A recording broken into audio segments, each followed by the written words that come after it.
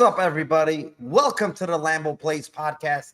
I'm your host, Mike, and along with me, my co-host, Timothy Troiano. This is the Lambo Plays podcast, episode 65, UFC Nashville. Shout out to all you guys in chat. Shout out to my co-host, Tim. I'm fucking ready. Today's high noon day, by the way, guys. High noon. I'm ready to fucking crush this card. I hope you guys will crush it along with me as well as Tim. And that being said, Tim, I like that hat, first of all. Second of all, I wanted to see that your haircut looks really nice nowadays, but you covered it up today. Are you looking forward to this UFC Nashville card? Yeah, I think for a fight card, it's fight night card. It's pretty good compared to the last few fight night cards that we've had. Yeah, for sure. It's going to be an interesting fight night card for sure. But with that being said, let me go over to my chat real quick. Mushroom MMA, what is up, my brother? Jason, let's fucking go. MMA Propaholic, what is up, my man? Let's fucking get him. Rob, Lawrence, what is up? Thank you for joining us. Austin Sorge, nice PFL start, bro. Nice is an understatement. We just fucking hit a plus 1,000 submission on Lisa Malden. We're fucking crushing this PFL card already. Joshua Frick, what is up, my man? It's wild but great. Let's fucking go with the Lambo Plays, baby. Sean Gunn, what is up, my man? 916 Dave, Grant, St. Stephen in the house. My bet have been chilly lately. Let's warm up this week. Yes, sir. Let's do it. Tyler, my guy Tyler, fighting in about 2 weeks. Let's fucking go, Tyler. Christian, let's go. Thank you for joining us. Dumpy is in the house. What is up, my man? Tommy Unders is in the house. Giallo, good evening, my man. Steverson, let's fucking go, brother. And Ben, let's fucking go. There's 42 of you in here. I better see over 100. Otherwise, this show is going to get canceled going forward, Tim. I can't take this 42 and 50. We got to get over 100. All these fucking winners we give them. Don't you agree with that, Tim? Yeah, well, mid-show, if it's not there, we just shut it off. Yeah, we're just going to cut off the show mid-show.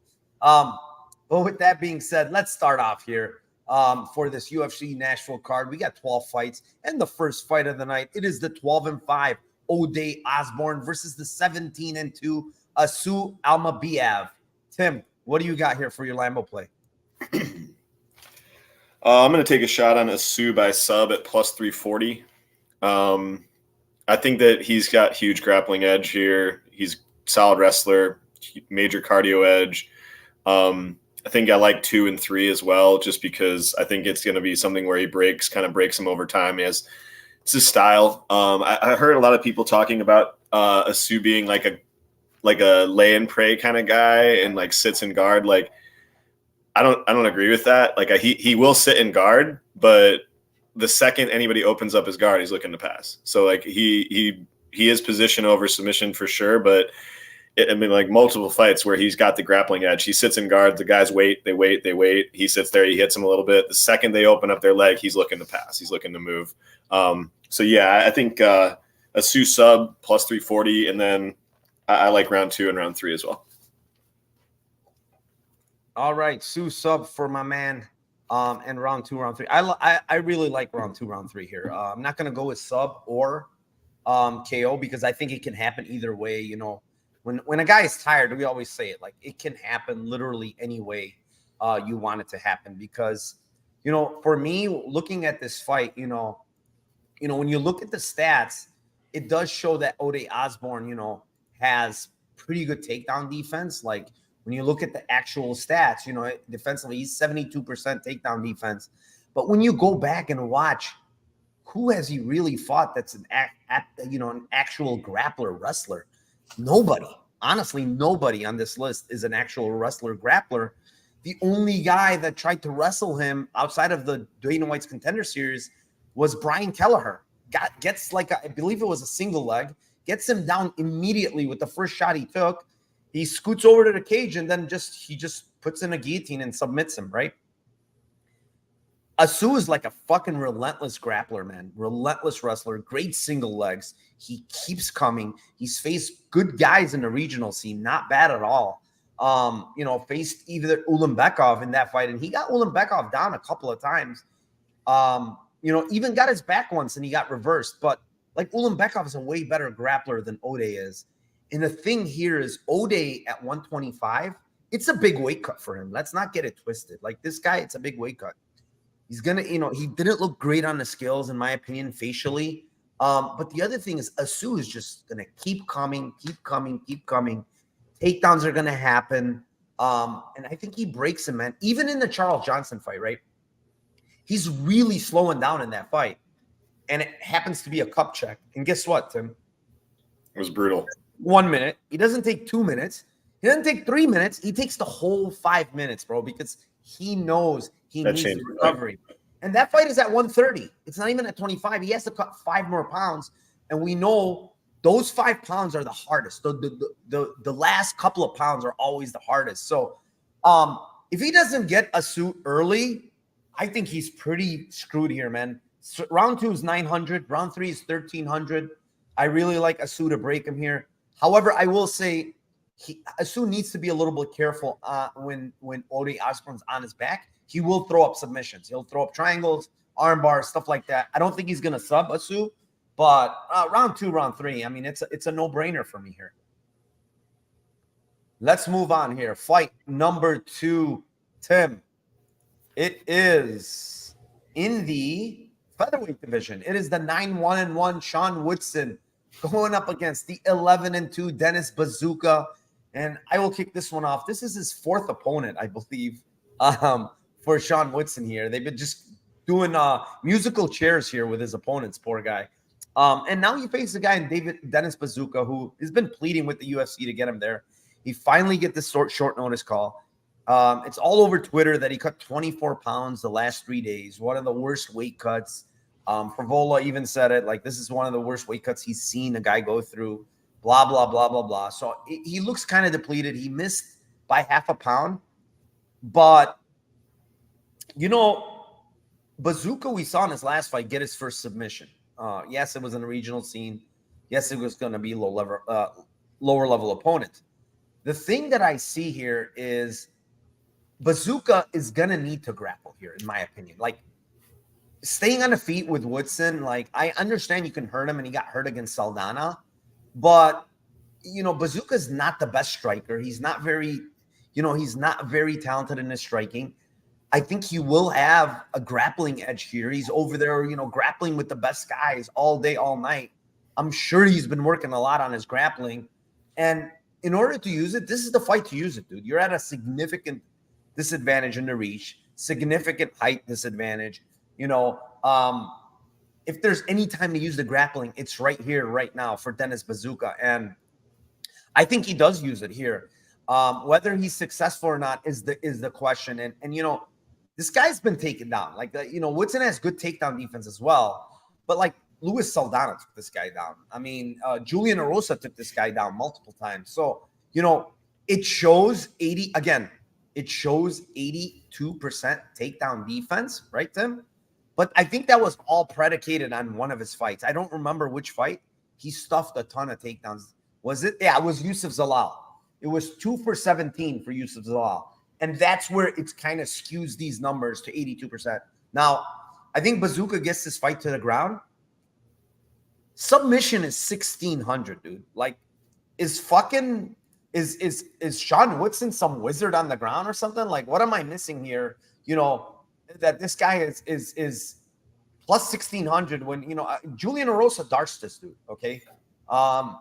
Luis Saldana actually, not Luis Saldana, it was someone else. I can't remember who it was. But my thing is 1,600 for a guy that probably is going to grapple in Buzukja. I'm going to fucking take a shot at that number. That's ridiculous number for me. So give me the plus 1,600 on a submission prop for Dennis Buzukja. You sure you don't want to take a chance, though? Yes, I want to take a chance. No. All right.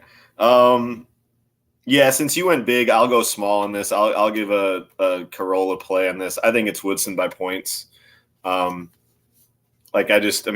Even like I'll give a Lambo because I think that this is possible too. Like it's round 3 or points in my opinion for Woodson. I feel like if Buzukja totally gasses, I don't think that Woodson has a lot of finishing equity in general. He's usually just a rangy point fighter.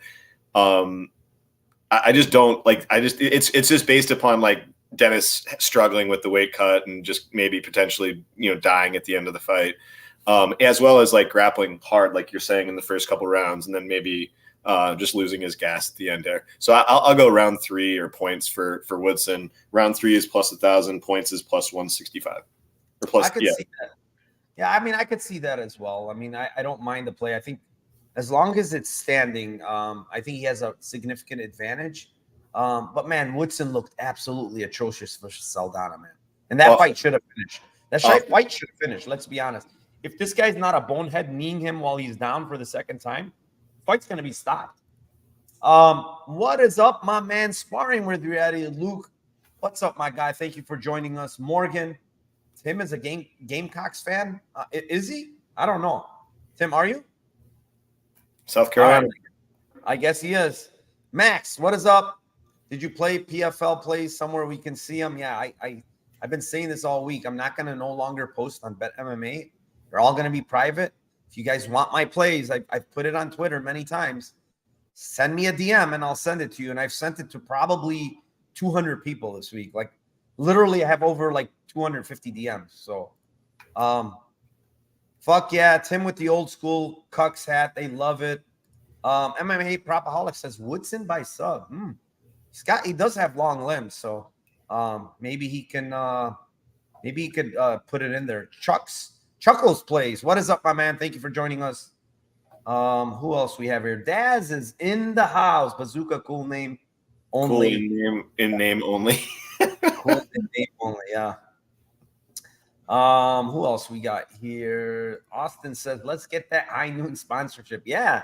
Fuck, High Noon. Can you sponsor me? Look at this. Joshua says, sprinkle sub 1-2 in this fight, Narco. I don't know. Like, I don't think Buzukja, like, he's won a lot of round 3s. Now, maybe the weight cut's going to kill him here. I'm not sure. But yeah. Short notice. It's also since extremely short notice. Yeah, extremely short notice. So, yeah, maybe 1-2. I don't even why get tricky with it, Josh. It's 1,600, brother. 1,600. Greed is good. Tim says that all the time, but 1,600 I think is enough at this point. Moving on. Fight number 3. It is in a flyweight division. It is the 10-1 Jake Hadley versus the 15-4-1 Cody Durden. What do you have here, Tim? I like Hadley in round 2 and round 3. And I think he's going to sub him most likely. Durden has been undervalued in his last few fights. He's also I've heard a lot of people on the comparisons to this fight is like the Nascimento fight. I somewhat agree and also don't agree. So I think like Nascimento's bigger. Nascimento's jiu-jitsu is 10 times what Cody Durden's is. So once he gets him down to the ground, he's holding him down to the ground, and that's basically it.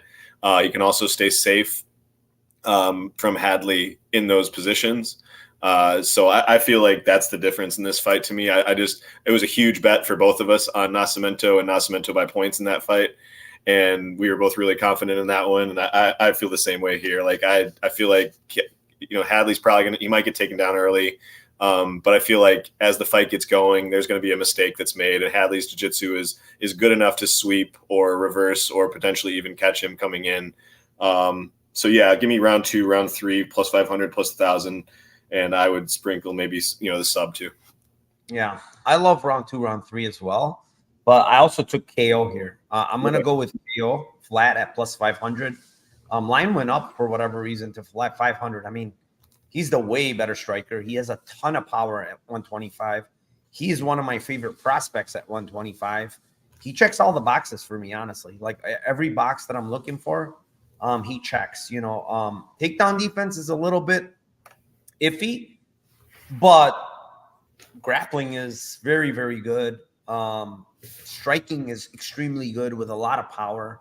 Cardio is very good. Durability is very good. Like, so he checks the boxes for me for a really good prospect. And, you know, short notice here, you got to talk about short notice, Durden. You know, is he going to be able to get this guy's back for 3 rounds like he did to Charles Johnson? I just don't see it, man. Hadley's a lot squirmier. Hadley is a lot better as far as submission grappling. He's going to threaten a lot of stuff. He's going to make Cody feel very uncomfortable. And it possibly gets back to the feet, and he just absolutely, you know, murks him on the feet, because this guy has very big power on the feet. So I'm gonna go with 500 on the KO. You already gave 2-3. I like those as well. Those are actual plays for me as well. So yeah, let's get that finish. However it comes. MMA Probaholic says omoplata. He loves omoplatas and go-go platas. He loves both of those. Like, this guy's always going for them. And that's the thing too, man. Like, we got to hit that MGM up again last week, because I called the Darce. Liam called the Darce with as well on Holland all week. I was like, dude, he's gonna Darce him, and it was fucking 30-1, dude, on MGM. Yeah, it happens. Bufu says, Narco, my guy, great calls on hacking under Malden money line. You didn't play Malden's submission? She was plus 1,000, my friend. It was on there. Barry, you're welcome, my friend. Thank you for joining. 73 of you in here, and we're cooking with hot oil right now, Tim. Moving on, fight number 4. It is in the featherweight division. It is the 17-5 Billy Quarantillo versus the 22-5-1 Damon Jackson, going right back to the well, to the round 2, round 3, Tim.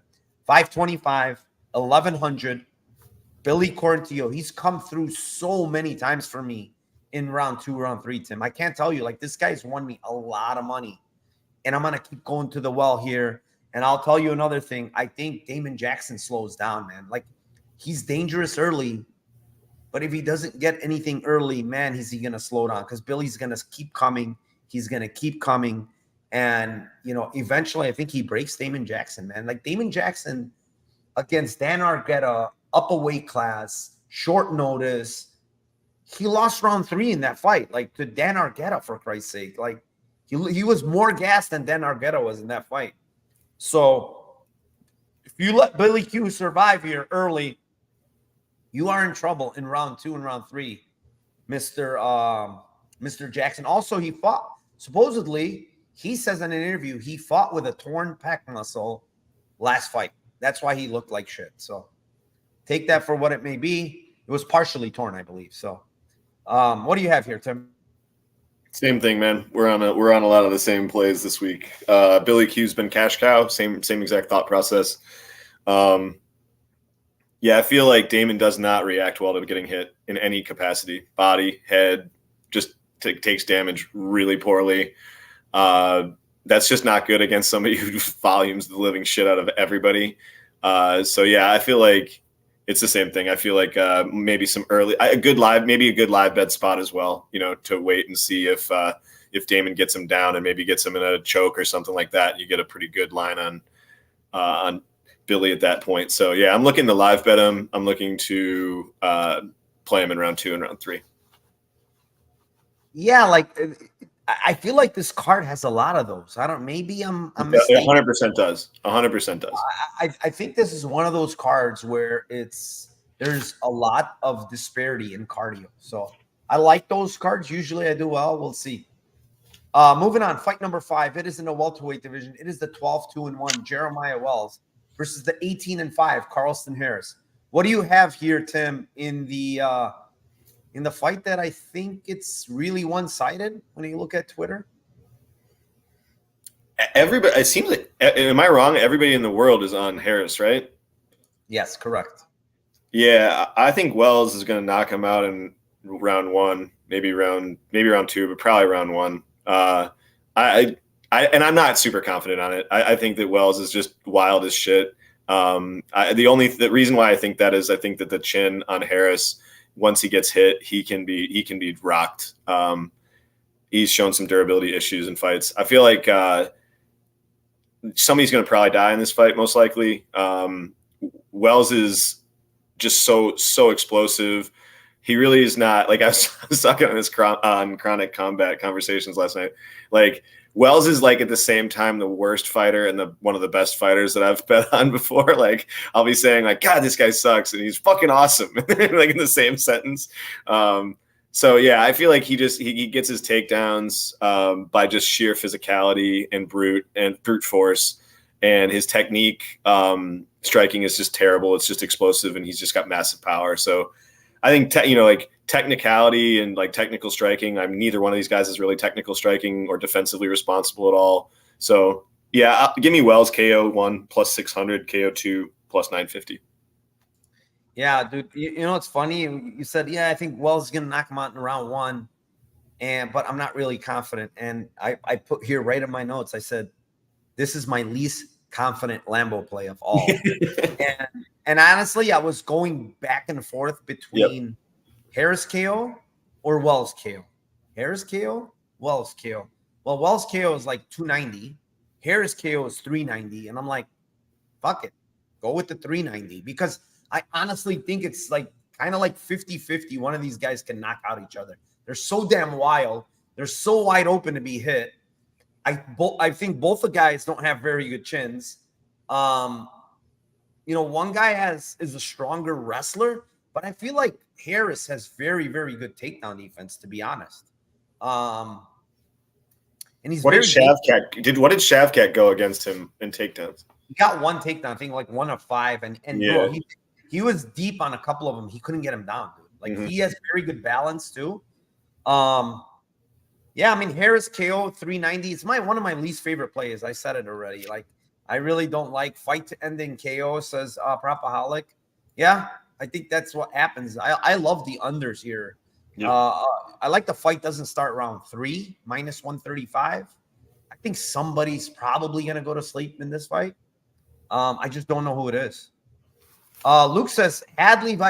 Honestly, it's possible, dude. This guy goes for all the weirdest shit. You're going for Gogu Platas and omoplatas. Yeah, fucking buggy choke is not far away. I want to look up what omoplata and the buggy choke are on MGM here. Might make some. Look up omoplata, Gogu Plata, and buggy choke. They're probably going to be some ridiculous number, and he's probably going to throw some money on those.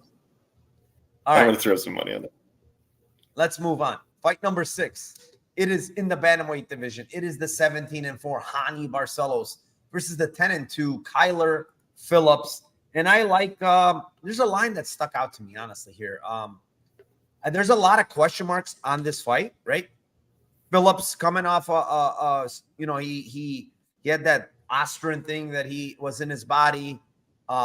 We don't know if that helps him with his cardio because that's a cardio type of steroid. The guy is really jumpy in and out, big explosive movements. So he uses a lot of cardio and he looks pretty fresh all the time. So the thing here is like Hani Barcelos also has been looking kind of shot to me. He hasn't really been looking good. But looking at Kyler Phillips, he grapples in every single one of his fights. And the one thing I know about Hani Barcelos is it's not easy to take the guy down. Like he's got 93% takedown defense for a damn reason. I mean, he's got very, very good takedowns. But Kyler Phillips is going to be a lot faster. I feel like he might be able to get this fight to the ground.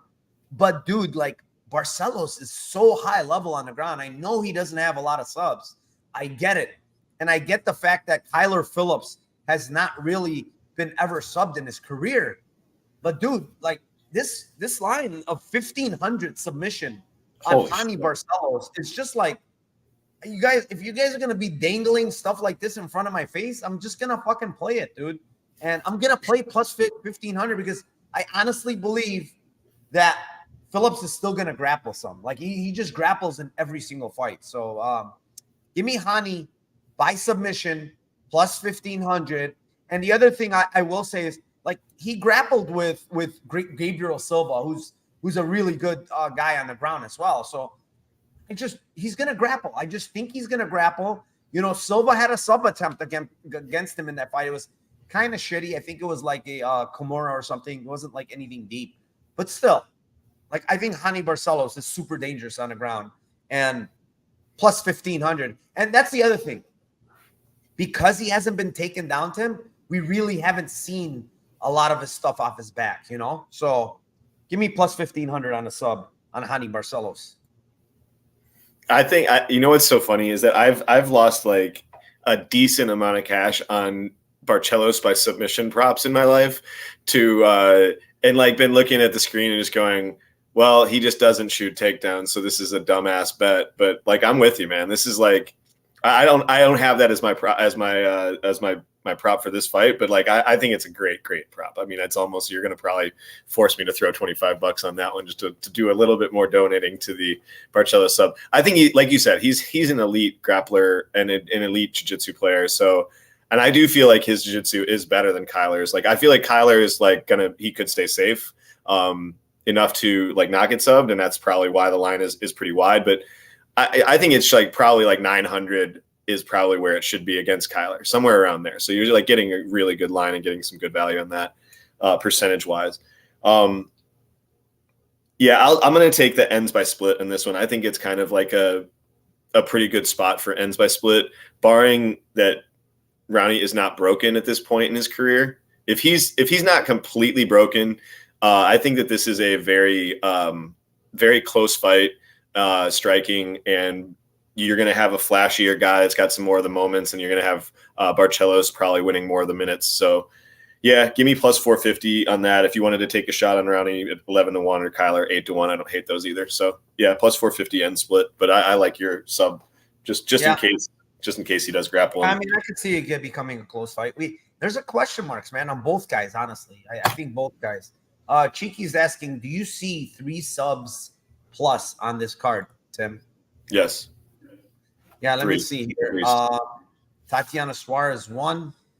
Diego Lopes fight possible 2. Bahamondes fight possible 3. Barcelos fight obviously possible 4. Hadley. 5 for Hadley. Yeah, I like 3 plus. I like 3 plus. Yeah, I like 3 plus actually. Squari says I like the all under 1.5 at plus money. Oh, on the Walls fight. Yeah, man. It's a car crash fight, bro. Like, I understand Walls went to a distance and then Harrison's been the distance a couple of times, but just the matchup feels like a car crash, bro. Absolute car crash. What else? How many people? Hey, how many people do we have? We're halfway through. If we don't have 100, we got 87, dude. 87. I think I'm gonna cut it off. What do you think? Do we cut it off? How many likes do we have? If it's under 30, we'd sit over. I don't know. I'm not there. I can't see it. Can someone update me on the likes? We'll stay. If it's 40, we're gonna stay. Let's see here. What are they saying? They're laughing. There he is. Fight Talk Only. What is up, my man? Thank you for that logo. We appreciate it. Oh, fuck. I didn't tell you to send it to me. I was gonna put it on here, Tim. Shit. Good I was shit, going to man. put it in the upper right corner. We'll do it in the future for sure. 52 likes. Oh, fuck. We got to stay, Tim. We got to stay. All right. Fight number 7, lightweight division, Tim.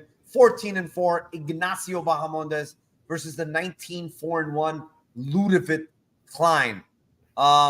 This is yours, my man. Man, you said it. You gave a little hint on this one where you're going at. I like Bahamondes 2-3, and I like Bahamondes sub in this one as well. I really feel like he showed that he's got the long limbs. He shows that he wants to. He's improving this part of his game.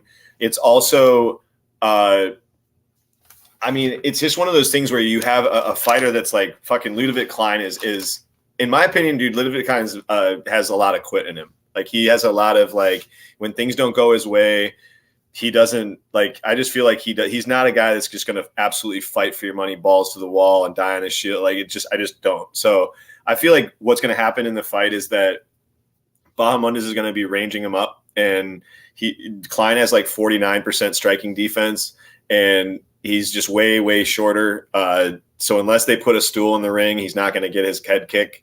And yeah, I just feel like this is a really good tailor-made matchup for Bahamondes. And I feel like what's going to happen is that Klein's going to get really frustrated striking and trying to kick with this guy, and he's going to try to clinch him. He's going to try to cage push him, and he's like 5'7" versus 6'3", and his head is just going to be literally under his shoulders. So I feel like that just front choke, Darce or something like that, or maybe he knees him like Holland did or something like that, and then the sub will be there. So I like round 2, round 3, and then take some sprinkle. The sub is fucking 8-1. If you want to take shots at sub 2, sub 3 as well, those are huge, like catastrophic, like not catastrophic, huge numbers. Holy cow. I like the sub. You called it. Like I mean, when you watch, Bahamondes, he did it to Zhu wrong. He tried a couple times. Once, I think, was a guillotine. The second time he put in the Darce, right? But, that's not the reason why I'm betting him here. It's like when you actually study tape in this fight, Bahamondes uses kind of the front choke in his regional scenes a couple of times where I saw him. People try to grapple him. Now, the whole reasoning why I'm actually betting this bet, honestly, the submission prop, and I also have 2-3, by the way. I think he has the better cardio here. The reason why I'm doing it, Tim, is because of Ludovic Klein mainly. When you watch him, do it a couple of times to a short guy like Nate Landwehr, and then Nate Landwehr eventually gets him, right? And then you watch him do kind of a similar shit to Michael Trizano in that fight as well, who's a longer guy that, was out striking him on the feet because he's longer. And I kind of feel like Bahamondes might outstrike him here, and he's going to turn into the grappling because it's going to be hard to close the distance for him. He's kind of a short lightweight here, going up against a huge lightweight, right? So I think he's going to shoot. And when he shoots, he tends to stick his head in there, man. And Bahamondes has very, very long limbs. And you know how you said about the Darce, if you wish you can bet the Darce and all this other stuff?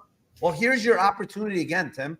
You can bet the Darce Anaconda on Bahamondes. The problem with the Darce is, depending on how he does it, like sometimes they call it Anaconda. They call them guillotines. They call them the dumbest shit ever. So they mix up like draw, my friend. Oh, we hit 100, Tim. We hit 100. All right. But yeah, Bahamondes plus 800. It's just a silly line when you watch how Ludovic just sticks his head in there, bro. Like, it's just stupid. So plus 800. That's where I'm going. I think I like the round 2, round 3 as well. And Fad John, who's a very good prospect, just committed a murder in the PFL. Moving on, fight number 8. It is in that light heavyweight division. It is the 10-1 Tanner Boser versus the 6-2 Alexa Camur. I will kick this one off. This is one of those where cardio comes into play, man. Camur off a very long layoff. We're talking, 2.5 years? Ulnar nerve problem. Had surgery or whatever. I don't know what. I think he had surgery on his elbow. He was out of the game for a long time. He's the way younger guy. That's the thing here. But the thing with Camur is he throws everything into his punches, Tim. He's a good boxer. He's got good combinations. I like his boxing. But he throws every single thing into every single one of his punches. And that gasses you out. That gets you tired. And when he gets tired, he starts to get sloppy. Everything starts to get slower. It gets sloppier. He pushes through, but he gets sloppy. Tanner Boser, on the other hand, I have question marks about him, dude. First time at 205, gets knocked out. He's never been knocked out at heavyweight for years and years in the UFC. Gets down to 205, gets knocked out. Well, Camur hits very hard. Like, that's the thing I'm going to say. Like, first round KO was very live for Camur. That's not my Lambo play, but that's a live play, in my opinion, for Alexa Camur. My Lambo play is going to be 2-3 on Boser because I do think he has the better cardio by far. I do think he's in great shape. I think mentally he's not in very good shape. I'll say that. Listening to his interview was pretty bad. He start motherfucking his sponsors, tell him F you, you guys didn't pay me. And he was like, they were like named sponsors. It's the funniest interview. Go listen to it. At the end of the interview, he's motherfucking all of them, and he's saying thank you to Venom because they're the only ones that pay me. Obviously, Venom is through the UFC. They pay him. But yeah, I mean, round 2, round 3, 1,000, 1,500. And round 1, I kind of lean Camur to stop him if it happens in round 1. What do you have here, Tim? Yeah, I'm thinking like for I think the only other way, I agree. I think it's round 2, round 3 for Boser, but I think the only other way that I would play it is ends by split potentially. It's like Boser is just he's looking like Giallo says it up there. It's like just he's looking slow as shit at this weight class. Like he doesn't. It's a stupid mistake. I mean, like his advantage at heavyweight was the fact that he had cardio edge and that he had major speed edge on these guys, and now he's stuck in mud versus these guys at light heavyweight. So, and like you said, he just doesn't seem to be trending in the right direction. So, yeah, I like 2-3 for Boser, but I also like ends by split at plus 500. Just if in case he looks like shit, maybe it's a little closer. I think Alexa Camur is like one of the worst to ever do it. So I don't. I don't think it's going to be. This is the This is Wagyu steak time for me. I'm going to be definitely cooking during this fight. Are you going to ever send me a Wagyu steak for once? God, absolutely, man. Dude. We got to do this. Those Wagyus. I mean, I thought you were going to come to Arizona. When you're coming? We should do this. I should do this in the next couple weeks. Me and you and Sean are supposed to go to the fucking racetrack. What are you doing? Dude, I have 2 weeks off in 2 weeks. I have 2 weeks off. Onar says he didn't get KO'd. Yeah, I know. You're right. He was getting up. I think the stoppage was actually not very good. It was pretty but he definitely got dropped, and he got dropped pretty bad. And he looked so slow compared to Kudalaba. Mm-hmm. Like glacially slow compared to Kudalaba. The crazy part is if he survives there, he probably ends up finishing Kudalaba later. 100%. Yeah, 100%. So Camur will be more interested in winning. I don't know, man. I listened to his interview. He says he owns 2 businesses. He's like making money in these businesses. I don't know where his head is at too. And taking 2 years off for an ulnar nerve, like I think he took way too long to come back, and maybe because he was making money, Look at that. Luke says, sub 2-3. Yep, sir. Yes, sir. Yes, sir. I like it. Alexis, he's a good boxer, man. I would call him a book. He throws very nice combos. His problem is he just doesn't know how to hold back. He's throwing everything into him. That's why he gasses. That's why he absolutely gasses, because of that. Moving on. Fight number 9, Tim. It is in the featherweight division. It is the 13-2 Gavin Tucker versus the 21-6 Diego Lopes. What do you have here, Tim? Give me Tucker by points. It's a little bit under it. It's plus 275. Everybody's on Lopes this week, and like you're betting him up. I understand the question marks on Tucker. Huge layoff, super old. I get it. Like I understand it. He got bonked in his last fight 2 years ago by Ige, who probably knocks out anybody if he hits him with that punch. So I don't really put too much I don't make that's not too much credit to that. So I feel like Tucker has a big advantage here with wrestling. He's a better wrestler. If he wants the fight to stay on the feet, he could. And I'm kind of banking on that. I'm kind of thinking like if he's smart, he could do 2 things. He could keep the fight on the feet and use his wrestling to keep the feet on the feet and counter wrestle. And I feel he's a significantly better striker minus getting bonked in this fight. I don't care that he's shorter, and I don't care that he has a significant reach disadvantage. He's just technically better. I feel like he'll be able to get in on him. He'll be able to find the range, find the stretch, like know when the huge bombs are coming. If he gets caught, he gets caught. I'm perfectly fine with that.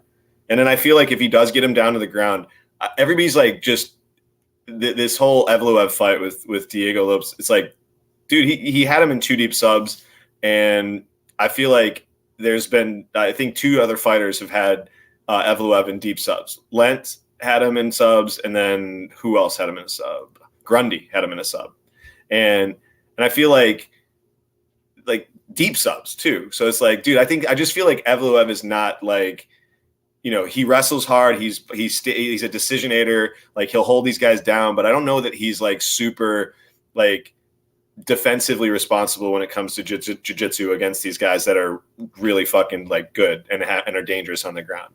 I feel like Tucker is a Renzo Gracie black belt in jiu-jitsu. So I don't think that he's going to be knee barred or, he's going to roll him in different positions that he's not going to know what to do or defend.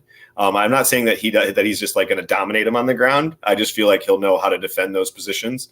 And I just like him on the feet better, and I like him with the wrestling. So, a decision for Tucker is probably most likely his path. Plus 275, that's fine. I'll take a shot at that.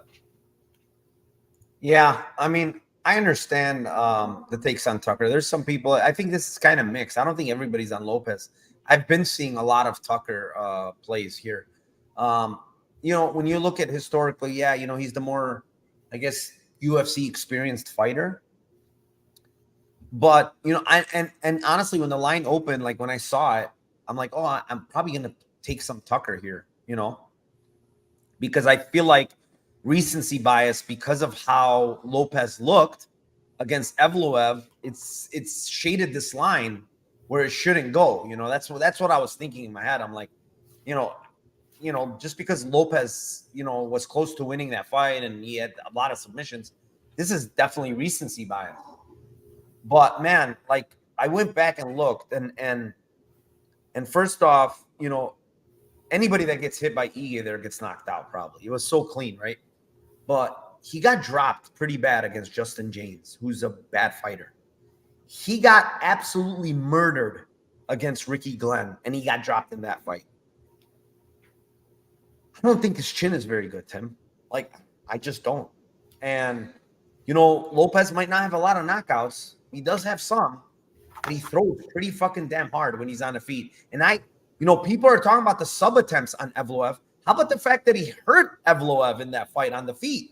He nailed him with I forgot what punch it was, which made Evloev shoot the very first takedown. He hurt him on the feet. This guy throws with a lot of power on the feet. He might not be the biggest puncher.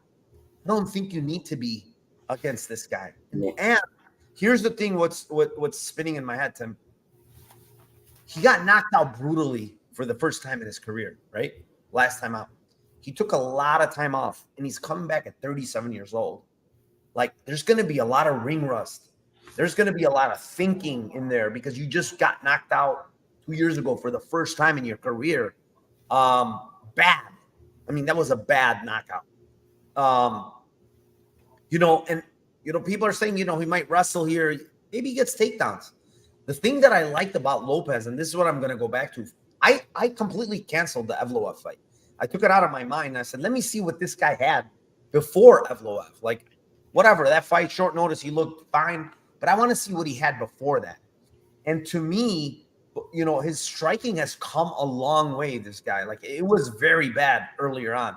Now, when I watched the Joe Anderson Brito fight in Contender Series, he's getting taken down. He's kind of getting held down. But he had an armbar that a lot of people tap to against Joe Anderson Brito. But Brito's so tough. The guy is just extremely tough, and he powered out of it, Just don't think that's what Tucker is, man. Like, if he gets caught in the armbar, I think at 37 years old, he's probably just going to tap, man.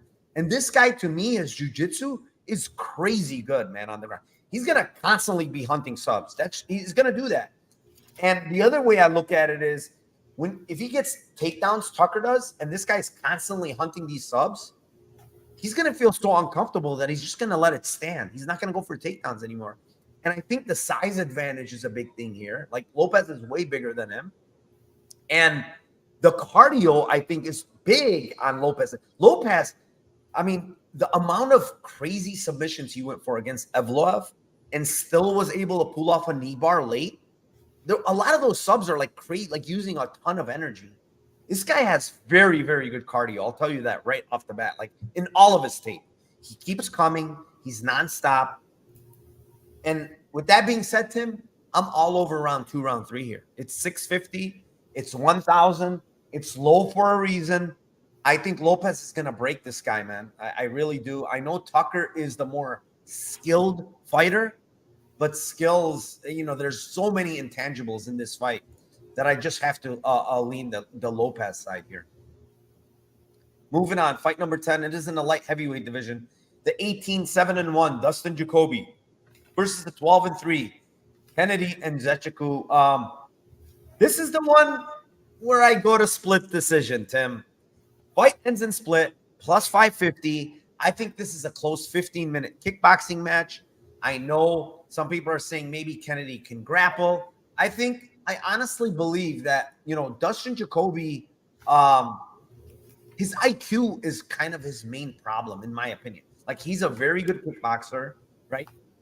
His takedown defense is not the best, but it's serviceable, okay? And Kennedy is, he really doesn't go for a lot of takedowns outside of the what fight was it? He had a lot of takedowns in Carl Roberson fight. He had a lot of takedowns, but outside of that, he just doesn't grapple much, guys. He doesn't do it, and I don't think he's gonna grapple here. And 15-minute kickboxing match against a glory kickboxer that has questionable fight IQ. We saw it in the Mirza Khan of round 3. It's gonna be a close fight, and it's plus 550 for split here. I think this fight hits the scorecards.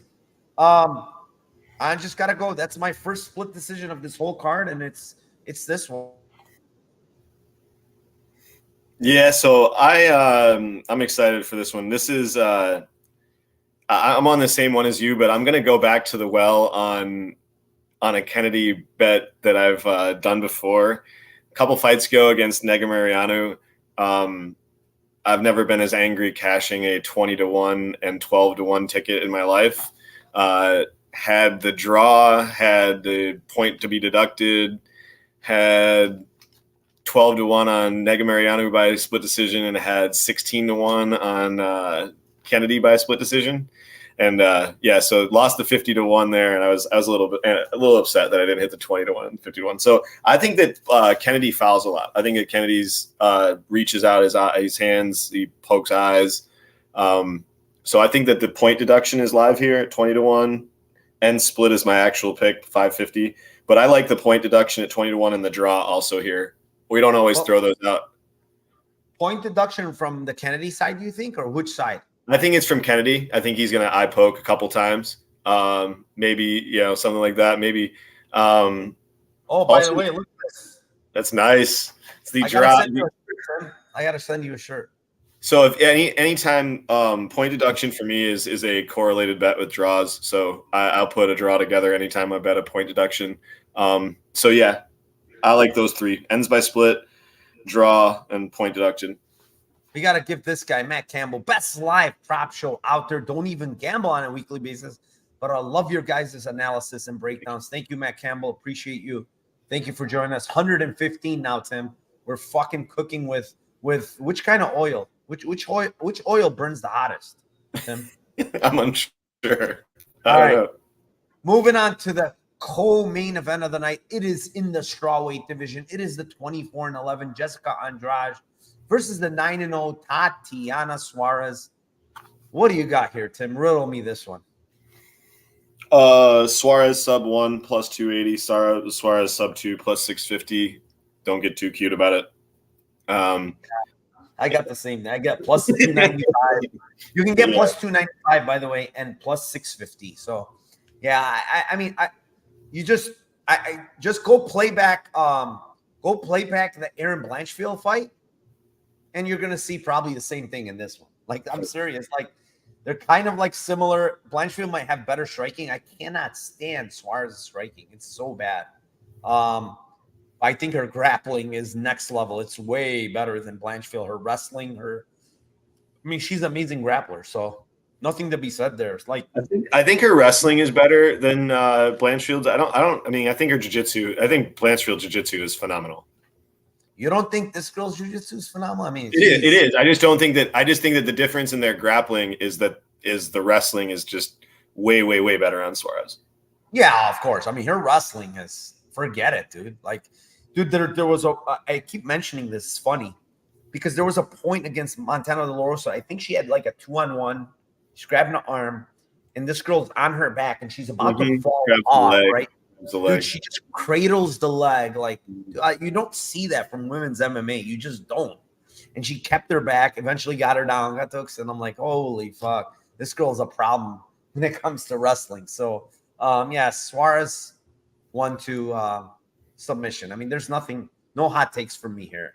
Like, also the question marks, like Andrade's third fight in like 6 months or whatever. Totally. She's been finished in the last in twice in the last 3 months. I don't know, man. What is her manager doing, dude? Like just chucking her in there? No, I think she signed that contract where she's just getting paid a shit ton, and she's just like every time, just I'll take just paycheck. Yeah, but like you can't, like she's gonna lose 3 in a row. I mean, she's probably never gonna get cut because she's exciting for MMA. But yeah, maybe you're right. Maybe she just needs the money. I don't know. But yeah, guys, 110 of you in here. Thank you very much. Hit that like button down below. Subscribe to the channel if you haven't. Hit that little bell signal for the notification when we go live in case you don't see my tweets and stuff or Tim's tweets. And one more thing, also my link for my merch store is down below. I don't have monetization on my channel. They took it away. So if you do want to support our channel, go on that merch store, buy whatever you want to buy, and that helps support the channel. I really appreciate it. With that being said, Tim, let's move on to the main event of the night, and it is in the bantamweight division. It is the 16-4 Corey Sandhagen versus the 20-6 Rob Font, taking this on short notice. So honestly, when you look at this fight, I think there's kind of an easy way to look at this fight, in my opinion. You go back, you watch the Marlon Vera fight, right? Because Sandhagen is kind of similar. Throws a lot of kicks, right? Long, lengthy, right? Very good cardio, similar to Marlon Vera. It's a 5-round fight. But the major difference is the overall skills on Corey Sandhagen are much higher. Like, he's got way better boxing. He's a lot better defensively. He can grapple, right? So it's basically Marlon Vera times 2. What did Marlon Vera do to this guy in 5 rounds? I mean, that was a beatdown, man. And I just feel like Corey's going to stop this guy, though, man. Corey's going to stop him in round 3, 4, or 5, Tim. It's 1,000, 1,600, and 2,100. Yeah. And, yeah, I mean, I'm not messing with anything else here. I don't know if it's going to be sub. I don't know if it's going to be KO. I had people asking me, you think it's just going to be sub? I mean, it's gonna be a doctor stoppage. I'm like, I don't know. It could be club and sub. It could be anything. I'm not going to get tricky here. It's 1,000, 1,600, 2,100, round 3, 4, 5. You want to play 3, 4, 5 sub on FanDuel and then 3, 4, 5 KO, whatever. But I think it ends somewhere in those rounds, to be honest. It could end earlier. I mean, it could be one of those patented flying knees from Sandhagen that lands. So I don't know. But I like the Sandhagen side here. What do you got, Tim? Yeah, I said I think that it might be finished by a doctor stoppage with the orbital from Rob, man. It has not been good. And three of his last fights, his orbital's been just exploded in fights. And it's not like he's getting like bonked, kill. I mean, the Marlon Vera is different. Like, but like he's getting jabbed and it's fucking starting to like just completely just get jacked up. So I think he's got an actual physical issue with his eye. And I feel like Corey's the perfect guy to just break that shit open. And I feel like, with you, man. Round 3, round 4, round 5. Hope he doesn't kill him too early. And like you said, the matchup, the stylistic matchup with him and Cheeto, like the volume of Cheeto versus the volume of Corey, and just both are really explosive. I feel like this is a good spot for Corey. I do like. Obviously, the money line is a little bit blown out at this point, but I just feel he's the better fighter. Yeah, we're both on the Corey side.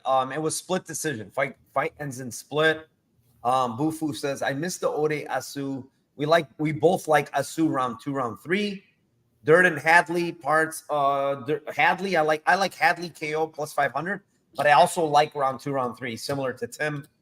He likes round 2, round 3. Yeah. And that's it, guys. All 12 fights. We went through it all. That eye thing, like Tim said, is a big concern. Tim, Lambo Parlay? Yes, sir. All right, we are doing a sub special here today. We got Suarez by sub, Hadley by sub, Asu by sub, gets you to 33 to 1. And if you want to add Bahamondes by sub, it gets to 301 to subs, 301. So I'll be round robining those just to hopefully hit Baja with the other two, and maybe I miss one of them. All right. I am going to go a little bit different. I like Hadley inside the distance, Suarez submission, Lopes inside the distance, and Sandhagen inside the distance. So I don't know what that pays. I didn't run it.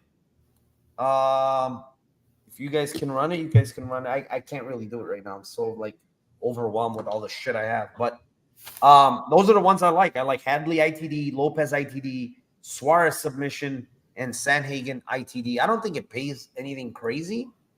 Let me look it up because I have to. Now that let's see what it is here. So Sandhagen ITD is, we're just gonna go with plus 120. Yep. Suarez sub plus 120. Wait, parlay calculator is not working. What the heck? Oh, there it is. Okay, 120. 120. Hadley ITD. What did I say? ITD is what? 122? I think he's in that range. 120. Yeah, it's 23 to 1 on DK. All of them? All of them together are 23 to 1 on DK. All right. So yeah, 23 to 1. Probably get better on FanDuel. Yeah, I mean, that's what I like there. I mean, if you want to add something else, you can. But 23 to 1 is enough. I mean, if you want to put in Bahamondes ITD, I think that's not bad as well. Mm-hmm. I feel like he can stop him late. But what is that? That's 200. So if you add that one, what do you get to, Tim? 69. Added Bahamondes? ITD, yeah. 70 to 1. Yeah, 70 to 1. So maybe that's how we're gonna roll. I'm gonna add both of them. So yeah, guys, that's it. 12 fights, Lambo parlays, everything. We're gonna go on live spaces tomorrow. But before I talk about that, let's talk about Timothy Troiano and what he has up for us. Thanks, brother. Tomorrow going on with Sean Orr, live spaces, break down the whole card as the final lines are out and trying to see if there's any value on anything at that stage, and then get everybody's best plays at the end, and then go on with live with you. Yeah, live spaces tomorrow during the fight card, UFC Nashville. Also go join that live space with Sean and Tim. They do a great job. I'm always in there. Might not be in there tomorrow, depending on who's on the panel, because I don't really want to deal with some people. But yeah, I mean, I love being in there. Great guys. There's some very good minds in there. So yeah, I mean, thank you to everybody in chat. Like you usually say, without you guys, man, I wouldn't be doing any of this, man. I'd just be putting in my bets by myself, and I enjoy everybody's company in chat. Freaking awesome people, all of them in chat, man. I really like them. Any DK DFS plays this week? I haven't looked at it yet, but I'll do a quick run for you right now and tell you who I think I like or who I'm leaning to playing heavy or whatever. I actually did pretty good 2 weeks ago. I won a good amount of money. I didn't win a whole contest, but I did well. Let me see here. I'm going to go real quick, Steve. So I'm going to go by salary from bottom to top. So I do like Durden is decent value at 7,400 because of the takedowns and control. So I think he's decent. I don't think he's going to win, honestly. So you kind of play it light on him. Camur at 7,500 is interesting because I think KO1 is very live, so he can score a good amount. Buzukja is interesting at 7,500 because of the takedowns. Obviously, Harris-Wells fight needs to be played. I think that needs to be played pretty heavily. I think one or the other gets finished. I'm staying away from the Jacoby and Nzechukwu fight. Just probably going to play it very, very low, maybe 5% on each guy. Tucker, I'm kind of staying away with from because I think Lopes is very hard to finish, man. Extremely durable, extremely tough. I do like Lopes at 8,300 a little bit. You know, nothing great, but I like him a little. I love Asu at 8,600. That's the one I really like. I think Asu gets a ton of takedowns, gets control. 8,600, no brainer for me on that one. I like Hadley at 8,800. I think he finishes. I don't know if it's round 1 or 2 or 3, whatever, but I think he finishes that fight. Billy Q, 8,900, a little bit pricey. I don't know, because of grappling. I don't think he has a lot of success grappling here, so I don't know about that one. Kyler Phillips, 9,000, a bit too pricey. Bahamondes, 9,100, a bit too pricey. I like Sandhagen at 9,300. Volume on his side. I like Suarez at 9,500. I think she gets a stoppage early. I do not like Woodson at 9,600. He's going to be a complete fade for me, probably. 9,600 is insane for a guy that plus he's facing Buzukja, who's very, very durable. And, 9,600, way too high for someone like Sean Woodson. That's complete fade. That's it, guys. Thank you very, very much. 81 of you still in here. I appreciate you guys. I got to go tend to my family. They're all here. Got a big party at the house. So good luck on the PFL, the LFA, and the UFC tomorrow. See you guys tomorrow on Live Spaces. Take care. And as always, let's cash those tickets.